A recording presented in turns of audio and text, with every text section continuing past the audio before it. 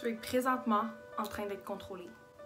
Les décisions que tu prends ne sont même pas les tiennes. Je sais que c'est extrême, mais c'est vrai. Sois ouvert d'esprit pour ce que tu t'apprêtes à écouter. Si tu te sens dérangé, si ce que je te dis te trigger, tu n'es pas autant ouvert d'esprit que tu prétends l'être. Ça s'appelle l'illusion de contrôle et c'est exactement la raison pourquoi je ne regarde plus la télé depuis 7-8 ans. On nous fait croire qu'on est en contrôle de ce qu'on consomme parce qu'on est capable de changer de poste. Mais peu importe ce que tu regardes, le programme que tu es en train de regarder est en train de te reprogrammer. Ça programme tes valeurs, tes croyances, tes idées, tes décisions. Puis ce qui fait le plus peur là-dedans, c'est qu'ils programment tes décisions sans même que tu t'en rendes compte. Ils prennent les décisions pour toi sans même que tu t'en rendes compte. Il y a deux choses que tu as besoin de savoir par rapport aux médias, par rapport à l'élite.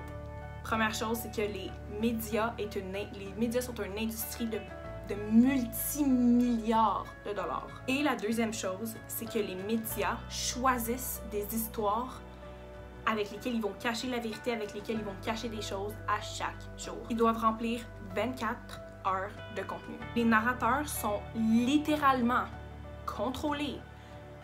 Tout ce qui sort de leur bouche est contrôlé, est programmé et décidé d'avance pour créer une réaction qui va t'amener à réagir. Une réaction de peur, de doute, d'incertitude. La raison est simple, c'est que notre cerveau, l'être humain, on est fait comme ça. On est fait pour réagir à la peur, au danger, au doute. Il y a des années, on utilisait ce mécanisme-là justement pour se sauver des dangers réels, des dangers comme par exemple se faire chasser par un ours ou peu importe, on l'utilisait pour des dangers réels quand notre vie était en danger, quand notre vie en dépendait, la peur déclenchait puis on utilisait justement ces sentiments-là pour s'enfuir, pour se cacher, pour justement, ces émotions-là étaient déclenchées par des peurs réelles. Ce qui arrive, c'est que les compagnies de médias savent ça. Ils ont des scientifiques qui étudient ce phénomène-là. Ils vont te contrôler et te manipuler intentionnellement. Dans les yeux des médias, la peur, plus leur peuple a peur, plus ça l'égale à de l'argent. Leur but, comment ils font ça, peu importe qu'est-ce qui arrive, peu importe l'événement, peu importe c'est quoi, ce qu'ils vont faire justement, c'est qu'ils vont mettre le focus sur l'événement, ils vont créer un événement, ils vont créer quelque chose qui va amener de la peur, ils vont mettre l'emphase sur la peur, ils vont focuser sur la peur, Est-ce que tu as déjà remarqué que toutes les nouvelles, c'est jamais positif, c'est extrêmement rare qu'on va voir la réussite des gens, qu'on va voir le succès des gens, qu'on va voir les belles choses qui se passent sur la planète, ça va toujours être le négatif, on va toujours aller focuser sur le négatif. Pourquoi? Justement pour augmenter la peur de la société. Les médias nous cachent les belles choses et les médias nous cachent la vérité. Ils vont aller focuser sur des choses qui font aucun sens, ils vont aller focuser sur les petites choses qui se passent, sur les petites choses à gauche, à droite, ils vont aller mettre du gros focus là-dessus. Tout est planifié, c'est fait. Ils ont fait des études par rapport à ça, justement pour faire peur à la population, justement pour que la population soit contrôlée, parce que plus on a peur, plus c'est facile de contrôler. Plus tu as peur, plus c'est facile justement d'instaurer des lois, d'instaurer justement des règles, puis tout ça, puis tu vas être enclin à les écouter, enclin à dire « Oh mon Dieu, mais le gouvernement ou whatever, l'élite est là pour moi, l'élite est là pour nous protéger. Regarde qu'est-ce qui se passe, c'est incroyable, ça fait peur, ça fait ci, ça fait ça. Eux sont là pour nous aider, ils sont là pour nous sauver en fait. » Aujourd'hui, je vais parler du COVID 2 petites secondes, ok? Pas longtemps parce que c'est vraiment pas le sujet de cette vidéo, sauf que je veux vous montrer à quel point que tout est fourni, puis je veux vous montrer à quel point que c'est important pour eux de nous faire peur, puis à quel point c'est important pour eux de justement mettre l'emphase sur quelque chose qui n'existe même pas. Depuis le début, on se fait mentir sur les statistiques, sur l'état réel du virus, sur qu'est-ce qui se passe vraiment. Pourquoi? Parce que plus une population a peur, plus c'est facile de la manipuler. On est beaucoup plus enclin à plier aux lois et aux ordres qui nous sont donnés quand on a peur. Sauf que je veux juste soulever quelques petites choses. J'ai des amis proches de moi, j'ai des gens proches de moi qui ont vécu des choses face au COVID. Le COVID, fine, ça existe. C'est une maladie, ça existe. Est-ce que c'est une pandémie? Non, c'est pas une pandémie.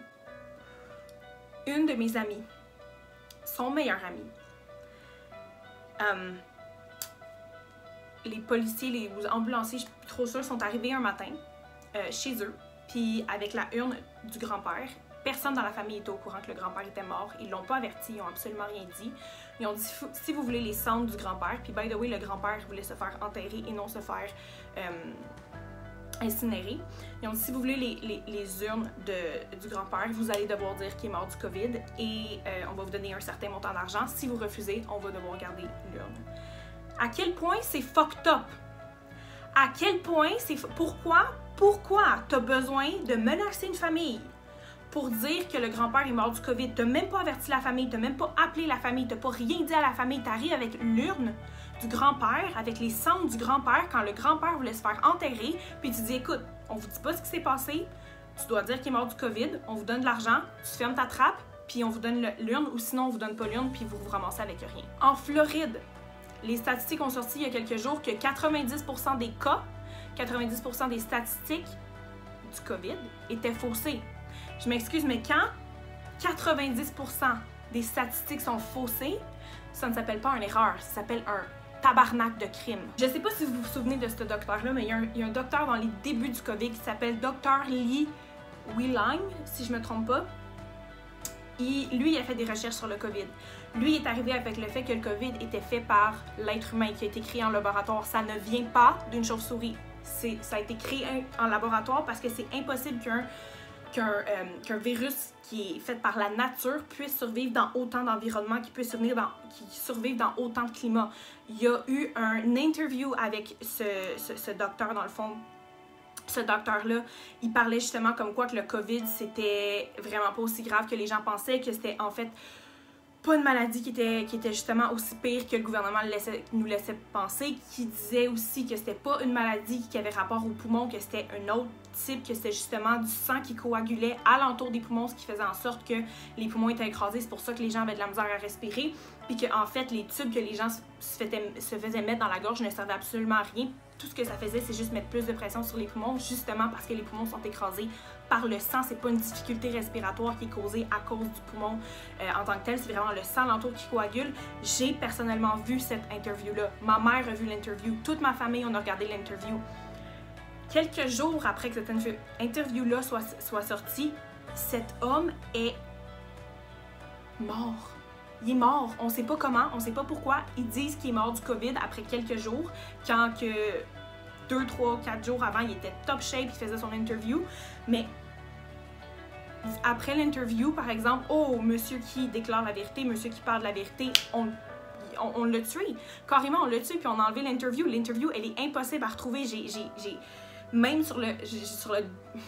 Je sais pas si je devrais dire ça. Même sur le dark web, elle est impossible à trouver. Je l'ai pas trouvée nulle part. Puis j'ai des connexions avec la vraie information. J'ai des connexions pas sur l'information que TVA puis LCN puis CNN va donner. Non, j'ai accès à de l'information. J'ai accès à des gens qui ont l'information réelle. Pas l'information que, justement, le gouvernement qui essaie de vous faire peur, l'élite qui essaie de vous faire peur, essaie de vous transmettre. J'ai été incapable de retrouver cette vidéo-là parce que justement, il contenait la vérité. Si les gens savaient ce qui se passait vraiment avec le virus, si les gens savaient vraiment c'était quoi le virus, les gens n'auraient pas peur comme ils ont peur en ce moment. Le virus, oui, ça existe comme la grippe existe, mais est-ce que quand il y a comme, tu sais, des fois ça arrive, il y a comme un moment où tout le monde a la grippe, là c'est comme, ah oui, la grippe court en ce moment. Est-ce que tu as déjà vu quelqu'un se promener, est-ce que tu as déjà vu les gens capoter à cause qu'il y avait la grippe qui roulait en ce moment ou qui était comme en circulation? Non, jamais. C'est la même chose avec le COVID. Oui, ça se peut que tu l'attrapes. Oui, ça se peut que tu le pognes. Sauf que ça se peut aussi que tu pognes la grippe, puis c'est pas une pandémie, c'est pas aussi grave qu'ils nous le laissent paraître. J'ai aussi une infirmière que je connais. Je vais essayer de mettre le plus d'images possible pendant que je parle. J'ai une infirmière que je connais qui, elle, justement, travaille dans les hôpitaux, puis quand elle a reçu les tests de COVID, elle s'est dit « fuck that, je vais tester les tests pour voir si, comme, il y a quelque chose de weird avec. » Elle a fait des tests avec 2 tests de COVID qu'elle n'avait... Elle n'a pas touché à personne avec. Elle a pris les tests, elle a pris le truc, puis elle a fait les tests, puis les 2 tests de COVID qui étaient censés tester, voir si tu avais le virus, ont sorti positif. Elle n'a pas testé personne avec, mais les 2 tests, c'est quoi les chances? Elle a pris des tests random, là, mais les 2 tests sont sortis positifs. Pourquoi on a autant besoin de prouver qu'il y a un virus? Pourquoi, si ce virus-là est viral, si ce virus-là est aussi dangereux, c'est quoi le trip? C'est quoi le besoin d'aller vraiment vérifier si tu l'as ou pas? Si ce virus-là est vraiment dangereux comme ils prétendent qu'il est, t'aurais pas besoin de tester les gens, tu le verrais right away si cette personne-là là ou non. Ils ont même dit que si tu étais asymptomique, que tu n'avais pas les symptômes, tu ne pouvais pas transmettre le virus. La seconde que tu as la fièvre, je sais même pas c'est quoi les symptômes, mais la seconde que tu as un symptôme du virus, comme tu le sais que tu l'as, ou c'est peut-être même pas le virus aussi, ça se peut même que ce soit n'importe quoi d'autre, sauf qu'on veut tellement rentrer dans la tête des gens que c'est dangereux que n'importe quelle façon qu'on peut dire que c'est le virus, ça va être le virus. Si vous regardez la vidéo de Anthony Robbins est un homme extrêmement influent dans son industrie, il est en business, il est en développement personnel. Il a fait une vidéo d'à peu près 14 minutes où il est avec des docteurs. Les docteurs parlent par rapport au virus. C'est des docteurs tabarnak. Puis même les docteurs le disent, ils disent même si aujourd'hui on réouvrait toute l'économie comme normale, qu'on laissait les gens voyager, qu'on laissait les gens sans masque, puis qu'on réouvrait tout à la normale, le virus ne se propagerait pas plus rapidement. C'est des docteurs qui le disent, c'est pas comme, ça vient pas de petit Joe Bontemps, ça vient de docteurs qui le disent. Même qu'un des docteurs, il a dit, je suis mandaté. N'importe qui meurt à mon hôpital, n'importe qui que je diagnostise et qui meurt à mon hôpital, je suis mandatée de dire que cette personne-là est morte du COVID. C'est quoi le trip tabarnak de mettre ça plus gros que c'est, de dire que tout le monde meurt du COVID? Il y a une fille au Québec, elle s'est suicidée. Elle s'est suicidée, OK? Suicidée, c'est grave, là. Genre, tu niaises pas avec ça, right? Ils ont voulu faire passer ça sur le COVID. J'ai des frissons. J'ai envie de pleurer, j'ai envie de hurler. Ça me met hors de moi que les gens peuvent encore penser que le gouvernement veut notre bien, que l'élite veut notre bien, que l'élite est là pour nous protéger. Non, l'élite est là pour te faire peur. By the way, plus tu as peur, plus ton système immunitaire est faible. Qu'est-ce que tu penses qu'ils font? Ils te font peur, ton système immunitaire descend. Plus tu as peur, plus tu es dans des vibrations de peur, plus tu es dans des vibrations négatives. Ton système, c'est prouvé, tes cellules. Je fais des recherches là-dessus tout le temps. Je lis des livres de docteurs qui en parlent. Tes cellules vont devenir beaucoup moins fortes. Ton système immunitaire va descendre considérablement jusqu'à fucking 80%, 82%. Je veux dire, comme c'est tout prévu. Everything is planned. Est-ce que vous allez arrêter de nous appeler les conspiracy theorists, puis vous allez commencer à ouvrir vos yeux sur les vrais faits, puis sur ce qui se passe vraiment? Ce que je vous conte, c'est les petites histoires alentour de moi que j'entends à gauche, à droite. Je sors même pas de chez nous, c'est des histoires que j'entends à gauche, à droite de mes amis, du monde proche de moi, des gens de confiance, des gens comme qui mentiraient pas par rapport à ça. Puis le nombre de choses que j'ai vues par rapport au COVID. Un de mes amis, il y avait un test de COVID pour sa job, right? Il a passé tout droit, il n'a pas été à son test, il a décidé de dormir, il n'a pas écouté son cadran. Le lendemain, il a reçu un email comme... je sais pas si c'était le lendemain, mais quelques jours après, il a reçu un email comme quoi qu'il était positif. Il est même pas allé, tabarnak! Pourquoi il y a autant de besoin de prouver que tout le monde a ce virus-là quand c'est même pas vrai? On passe tout là-dessus. Le docteur dans Tony Robbins, dans la vidéo de Tony Robbins, il dit « Je suis mandaté de dire que peu importe que la personne elle soit morte d'un accident d'autobus, qu'elle soit morte de suicide, qu'elle soit morte de X, Y, Z, je suis mandaté de dire que cette personne-là est morte du COVID. » Un docteur qui dit ça, j'en réveille là. Pourquoi ils ont besoin de nous faire aussi peur? Pourquoi ils ont besoin d'augmenter les chiffres autant, de nous mentir autant? C'est pour que les gens se plient à la loi, pour que les gens se plient aux règles, pour qu'on porte notre tabarnak de masque qui sert absolument à fucking rien. Je veux pas encore une fois rentrer trop en détail parce que vraiment je vais m'emporter puis ça me met hors de moi de voir à quel point qu'on est, puis je m'inclus là-dedans parce qu'il y a individuellement, on peut rien faire. C'est en tant que peuple, on doit se réveiller en tant que peuple et réaliser que tous ensemble, quand on s'unit, on a beaucoup plus de pouvoir.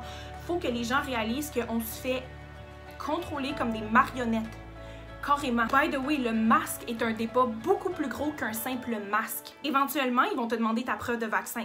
Ça, c'est un autre topic. Le vaccin, est-ce que tu savais le nombre de personnes qui meurent, le nombre d'enfants qui développent des maladies, le nombre d'enfants qui meurent aussi à cause de ça, à cause des fucking vaccins? Éventuellement, ce sera plus la preuve de vaccin, ça va être ta micropuce qu'il va falloir que tu injectes dans ta main qui a déjà commencé aux États-Unis. Ils te mettent une micropuce pour te suivre partout, tes moindres faits et gestes pour savoir t'es où en tout temps. C'est comme... c'est ça que ça s'en vient, c'est exactement ce que c'est. Ils veulent voir jusqu'où ils ont le contrôle, puis nous habituer tranquillement justement à avoir ces règles-là pour qu'éventuellement, quand ils arrivent avec le vaccin obligatoire, quand ils arrivent avec la puce obligatoire, quand ils arrivent avec d'autres lois, d'autres contraintes, que ce soit normal pour nous parce que nos petits moutons de société qu'on est, on a été habitués justement à ça. Si les masques fonctionnent, pourquoi fermer les business? Et s'ils ne fonctionnent pas, pourquoi les obliger? Pour te faire plaisir. J'ai sorti ça des catacombes. Horacio Arruda, il est le directeur général national de la santé, si je me trompe pas, a clairement dit que les masques ne servaient absolument à rien. Le masque n'est pas un moyen de prévention des infections dans la communauté. Si vous voulez prévenir les infections, ce n'est pas en portant un masque autour de vous, en touchant à des objets, en jouant avec le masque, en le portant à vos yeux et à votre nez que vous allez vous protéger. Alors pourquoi encore on les oblige? Est-ce que je peux savoir pourquoi on est obligé de porter des tabarnaks de masques?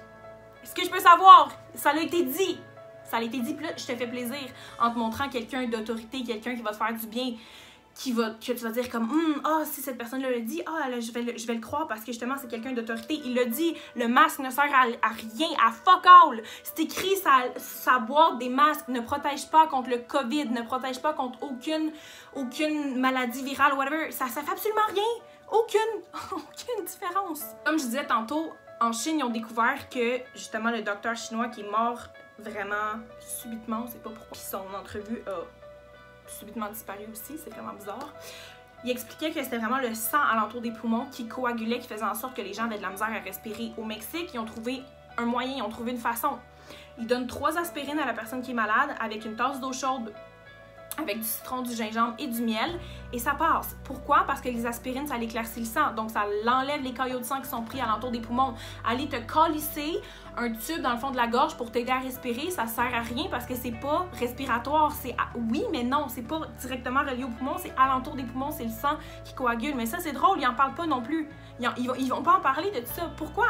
Parce qu'ils veulent nous garder justement dans la peur. Ils ne veulent pas réellement notre bien. Ils veulent notre argent, ils veulent le pouvoir, ils veulent nous faire peur. La réalité, c'est que le COVID n'est pas une pandémie. Un virus? Oui. Une pandémie? Non. Il n'y aurait pas besoin de fausser les résultats autant. Il n'y aurait pas besoin d'aller tester les gens pour voir si ils ont cette incroyable, terrifiante maladie qui tue des gens à tous les jours comme ça, pas de bon sens. Il n'y aurait pas besoin de faire ça. Il n'y aurait pas besoin de prouver autant que c'est une pandémie. Si c'en était vraiment une, on le verrait. Ça l'arriverait alentour de nous. Oui, ça peut arriver. J'ai des gens que je connais qui ont eu le COVID, puis ils marchent encore aujourd'hui, ils respirent bien, ils vivent bien dans la société. Puis on dit oui, c'était comme une grosse grippe. C'est comme une grosse grippe. C'est comme... oui, c'est difficile. Oui, tu shut down. Oui, tu dois dormir. Mais c'est pas aussi deadly que tout le monde en parle. C'est pas... que tout le monde. Je veux dire que le gouvernement nous le fait penser. T'aurais beaucoup plus de gens alentour de toi, crois-moi, qui seraient morts. Puis beaucoup plus de gens aussi qui seraient infectés de ce virus-là. Encore une fois, le COVID est une distraction et est une façon de contrôle. Ils veulent voir, bon, on va leur obliger les masques. La seconde que les masques vont être obligés, on va pouvoir se rendre au vaccin, on va pouvoir se rendre à la puce, on va pouvoir les contrôler comme ça, comme ça, comme ça. C'est quelque chose qui est planifié depuis des années. C'est pas la première fois qu'on voit ça. C'est pas la première fois dans l'humanité qu'il y a quelque chose comme ça qui se passe. Ça se répète tout le temps. C'est juste qu'à chaque fois, ça devient de pire en pire. Là, on a accès à beaucoup plus de technologies, beaucoup plus de, comme la puce, les choses comme ça. C'est juste que ça s'en va de pire en pire. Puis on a la chance de vivre dans cette ère-là. On a la chance, justement, de pouvoir se lever en tant que peuple et faire « Hey, c'est assez ». Imagine si tous les business owners disaient « Non, t'as pas besoin de porter de masque ». By the way, si t'es un business owner qui regarde ça en ce moment, les gens qui ont des facultés réduites de respiration ont le droit de ne pas porter de masque. Il y a des endroits aux États-Unis où ils disent si justement tu as une faculté réduite de respiration et que tu ne peux pas porter de masque, on ne peut pas t'obliger de porter le masque. Donc si tu ne portes pas de masque, on va pas te poser de questions puis on va juste assumer que tu as une faculté réduite de respiration. Il y a des façons que tu peux comme péter la Matrix. Il y a toujours une façon que tu peux aller contourner les lois. Comme si tu es un business owner, ben commence à en parler aux autres business owners pour justement qu'éventuellement on s'unisse ensemble puis que le gouvernement... Imagine si personne porte un masque. Qu'est-ce que tu veux qu'ils fassent? Ils peuvent rien faire si on est comme des millions against like a few hundred people. Ils seront pas capables c'est comme si on était tous en dessous de la table de Monopoly puis qu'eux autres ils jouaient à leur petit Monopoly sur nous puis nous on est tous penchés là puis on attend puis on attend puis on attend, mais la seconde qu'on se lève c'est à ce moment-là tous ensemble, pas juste une personne, pas juste 2, pas juste 100, pas juste 1000. La seconde qu'on va se lever tous ensemble, c'est là qu'on va pouvoir les faire tomber.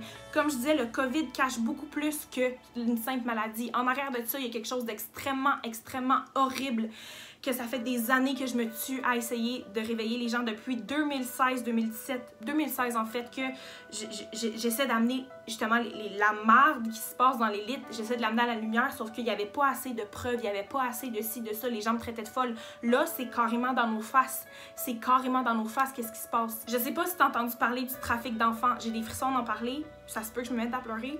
Il y a du trafic d'enfants qui se passe en ce moment, ok? Puis ça commence finalement à sortir. Est-ce que vous réalisez à quel point c'est pire? C'est pire qu'un simple virus qui se passe en ce moment. Je peux pas croire qu'il y a du trafic d'enfants puis qu'on entend encore parler du calice de virus. It is disturbing and I want to warn you, but I feel it's my responsibility to tell you guys because it is the truth. There is penetration, there is extreme torture and bondage, there is bestiality, which is having an animal penetrate the child or infant. So when this law enforcement officer told me this, I asked him, you know, like, what does an infant mean? And he said, with the umbilical cord still attached. And I have a 6-month-old baby. Whereas in labor trafficking, the victims are being hidden behind the manufacturers and the merchandisers. And it requires an entirely different set of legislation and proactivity and enforcement in order to shut it down. You know, there's a lot of... And coming up only to show. C'est quel genre de preuves que vous allez avoir de besoin? C'est quel genre de preuves qu'on va falloir qu'on amène pour vous montrer que le système, le gouvernement, l'élite est fucked up? Ce qui se passe est fucked up. Le trafic d'enfants, ils ont un langage accroché à ça, ça s'appelle Pizzagate, ok? Pizzagate, si eux, ils parlent d'une pizza, ça parle d'une petite fille. Si ils parlent d'un hot dog, ils parlent d'un petit garçon. Il y a d'autres termes aussi pour parler des fœtus, pour des enfants qui viennent juste de naître, pour d'autres types d'enfants. Ils ont plus de langage qui est beaucoup plus complexe. Mais je ne veux pas trop rentrer profondément là-dedans. Je veux dire, vous avez la preuve devant vos yeux. Blake Lively en parle clairement. Ashton Kutcher en parle clairement sur le site de Wayfair. Si vous ne connaissez pas Wayfair, c'est un magasin de furniture, un magasin de meubles aux États-Unis. Puis, il y a des choses vraiment weird qui se passent en ce moment. Sur leur site, ils ont des meubles qui sont à des prix absolument exubérants, qui sont à des prix absolument beaucoup trop hauts. Par exemple, une commode comme celle-là, elle va être 15, 20, 30, 40 000. Puis c'est drôle, mais c'est pas drôle, là. Mais la commode va porter le nom d'un enfant qui est disparu. Puis c'est pas juste une fois que ça arrive. C'est pas juste un meuble qui est comme à un prix vraiment trop haut avec un nom bizarre qui match avec justement un enfant qui est enlevé. Non, on parle de dizaines, de centaines. Le trafic humain, c'est quelque chose qui existe, c'est quelque chose qui est comme d'actualité, puis ça commence à sortir.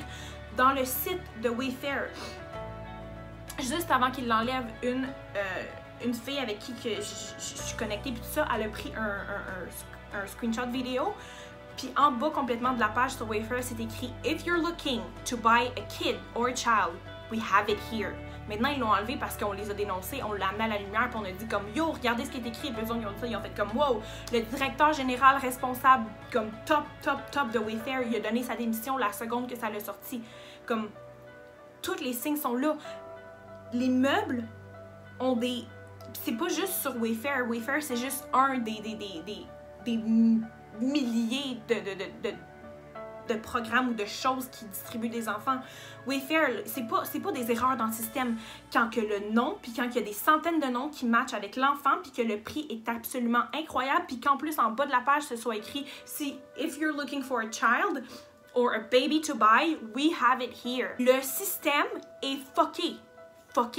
Chaque personne qui essaie de parler, chaque personne qui essaie justement de dénoncer ce qui se passe se fait tuer. Avicii, c'en est un exemple avec, dans un de ses vidéoclips, là, en ce moment j'ai plus le souvenir, mais je vais l'inclure quand même dans la vidéo, dans un de ses vidéoclips, il dénonce le child trafficking. Puis subitement, quelques mois après cette vidéo-là, il est mort d'overdose. Fuck you! C'est drôle, mais tout le monde dans Hollywood, ils meurent tous d'une overdose. Si on parle de Michael Jackson, quelques semaines avant d'être tué, il a fait un speech, il a dit « On doit se réveiller, on doit se lever contre eux. Vous devez réaliser que c'est beaucoup plus gros que ce que vous pensez. » Puis quelques semaines après, ils l'ont tué. Overdose encore ou whatever ce qui est arrivé. Elvis Presley, la même chose. Va faire une recherche, là, très récemment. La femme de John Travolta est morte. Pourquoi tu penses qu'elle est morte? D'overdose encore ou suicide ou je sais pas quoi, de la niaiserie qu'il invente. Va faire une recherche sur son background. Va faire une recherche sur qu'est-ce qu'elle a fait. La fille ou le garçon, je suis plus sûre, de John Travolta qui est mort il y a quelques années, juste avant qu'elle se fasse tuer, elle avait dit « Moi, je me suis retirée de la... » En anglais, tu dis « church ». Je me suis retirée justement de l'église de l'élite parce que j'étais après virée folle. Puis ce qui se passe là-dedans, c'est fou. Allez faire des recherches sur l'île de Epstein. Jeffrey Epstein qui s'est suicidé lui aussi. Il s'est pas suicidé. La seconde qu'il est sorti de prison, l'élite savait qu'il savait absolument tout, donc ils l'ont tué. Son île c'est là que tous les rituels sataniques avec les enfants que Blake Lively a parlé se passent. Angelina Jolie, allez faire une recherche sur YouTube, elle parle du genre de rituels qu'ils font quand que tu rentres dans l'élite, quand que tu rentres dans Hollywood, quand tu rentres dans Illuminati. Elle en parle du genre de comment que c'est satanique, que c'est sexuel, que c'est horrible, que ça contient du sang. Allez voir, allez juste faire quelques recherches, puis faites les liens. Comme en ce moment, le créateur de Facebook est en train d'essayer de tasser des habitants d'une île parce qu'il veut une autre île. Il n'y en a pas assez d'en avoir 6-7, il en veut une autre. Pourquoi? Pour en faire encore plus. Puis il y a des bateaux qui arrivent sur, par exemple, l'île de Epstein, sauf que ces bateaux-là, c'est en dessous de l'océan que ça se passe. Il y a des sous-marins qui arrivent justement pour pas que l'arrivée et le départ des gens qui vont sur cette île-là soient enregistrés. Parce que ce qui se passe sur cette île-là, c'est absolument horrible. Honnêtement, il y en a tellement trop à dire pour une vidéo, puis j'ai quasiment pas gratté la surface de qu'est-ce qui se passe vraiment, puis de ce que c'est vraiment. Il y a tellement de choses que vous devez vous ouvrir les yeux. Tout fait juste sache et réalise que tu fais partie du système. Puis commence à questionner absolument tout ce que tu vois sur les médias. Absolument tout. Arrête de croire tout ce que tu vois. Arrête de croire les sites gouvernementaux. Arrête de croire Santé Canada. Arrête de croire qu'est-ce que TVA va dire. Arrête de croire qu'est-ce que CNN, LCN va dire parce que c'est scripté de A à Z. C'est fait pour te faire peur. Puis la majorité du temps, c'est des mensonges ou c'est des événements qui vont justement aller cacher quelque chose de beaucoup plus gros. Commence à questionner tout ce que tu entends si tu décides de rester bloqué sur ta télévision. Moi, j'écoute plus la télévision, ça fait 7-8 ans pour cette raison-là. Parce que je veux pas leur donner le pouvoir de me programmer, je veux pas leur donner le pouvoir de me contrôler. Je décide qu'est-ce que j'écoute. J'écoute pratiquement rien, j'écoute pas la télé en fait. Et c'est extrêmement rare que je vais écouter Netflix. Débloque-toi de ta télé parce que c'est la meilleure façon pour eux de te programmer puis de prendre les décisions pour toi. En plus, je vais finir là-dessus, c'est rendu que tu peux même plus te fier à Google parce qu'ils font du contrôle d'information. Zach Vine, je pense que ça se prononce son nom, il était le Senior Engineer Software de Google. Puis il était plus capable de vivre avec le poids qu'il avait sur les épaules. Il était plus capable de vivre avec qu'est-ce qu'il est en train de vivre à l'intérieur de Google. Il a révélé que Google manipule et divulgue des informations qu'ils choisissent et qu'ils ont blackmailed des milliers et des milliers et des millions de sites web pour pas justement que ces sites web-là soient trouvés puis qu'ils vont aller t'imposer de l'information. Donc quand tu vas aller chercher sur un certain sujet, Google va justement t'imposer de l'information qu'il veut que tu vois. Puis ça, c'est tout connecté avec l'élite, c'est tout connecté avec les médias, c'est tout connecté justement avec le même groupe de monde. La mission de l'élite est de reprogrammer l'humanité. Puis si on se réveille pas, puis si on se lève pas, puis s'il y a pas plus de gens qui prennent conscience de ce qui se passe vraiment, puis s'il y a pas plus de gens qui lâchent leur télé, c'est exactement ce qui est en train de se passer.